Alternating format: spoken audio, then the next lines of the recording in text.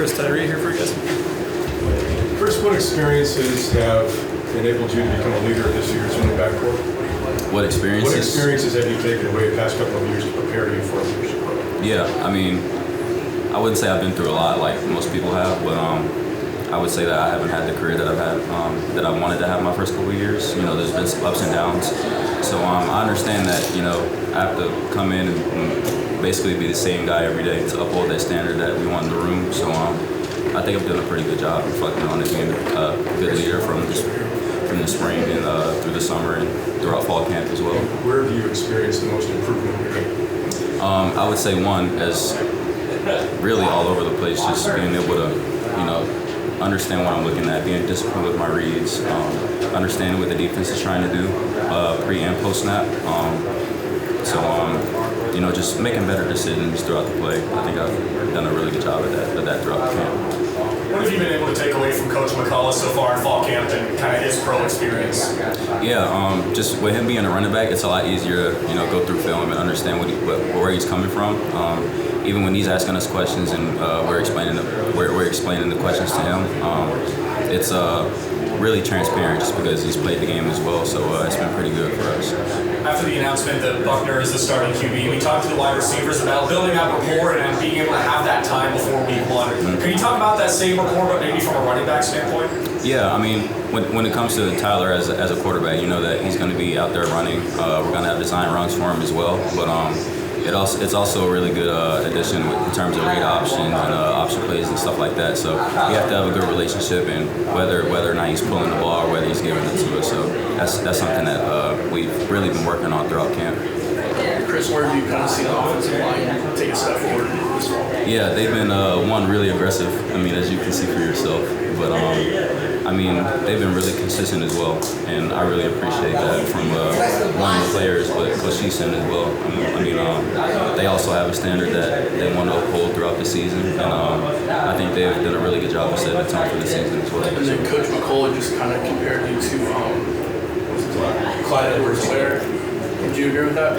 Yeah, I mean, I could definitely see that for sure. I mean, he shows a lot of film from his Chiefs days, but I mean, Clyde is a really versatile player. You can put him anywhere, and he can do anything on the field. So I see, like you said, I see a lot of film in myself as well. So I would definitely agree with that statement. And then, just as a big brother, I guess, how proud of you are you of your brothers? Are you just their recruitment and everything like that? Yeah, I think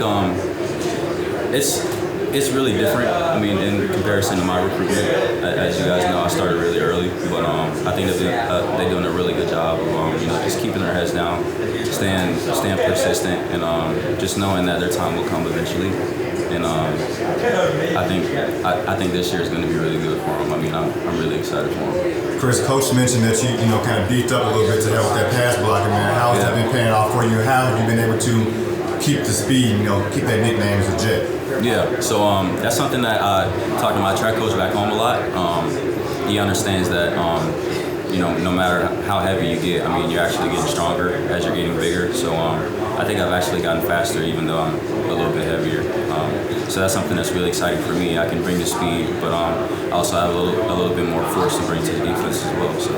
And as a running back, how cohesive have you guys been, and you know, just kind of cheering Logan along in his recovery now? Yeah, I think at this point of the season, I think we've been as close as we've ever been as a room.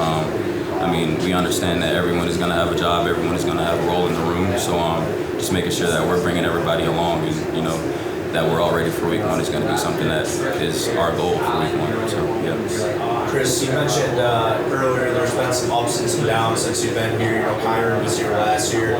Do you feel like that now you're kind of the guy that's looked upon as a leader, as like one of the veterans in the group, and that you're kind of taking on that role of like the quote-unquote lead back? Yeah, I mean, I definitely feel that just because I'm the oldest in the room. But I understand that I have to uphold the standard that Coach Leland wants, and I have to hold everyone accountable in the room because, you know, I've been in the program. I know that we have a new coach, but the tradition is the same. I mean, it's still Notre Dame. I mean, Notre Dame is Notre Dame. So, you know, it's just me holding that standard, holding everyone accountable. I mean, that's my job as leader in the room. So I think I've done a really good job of that so far. We saw your role in the passing game increase a little bit last year. Is that continuing to be a priority or an area of focus for you? Yeah, I mean, as a playmaker, I know that I'm going to have to be all over the place. I know that Coach Reese is going to put me in positions where I can use my abilities to the best of my ability. So no matter where I'm at, I'm going to be competing to the best of my ability. So, yeah. Thanks, Chris. Thanks, guys. Thanks, Chris.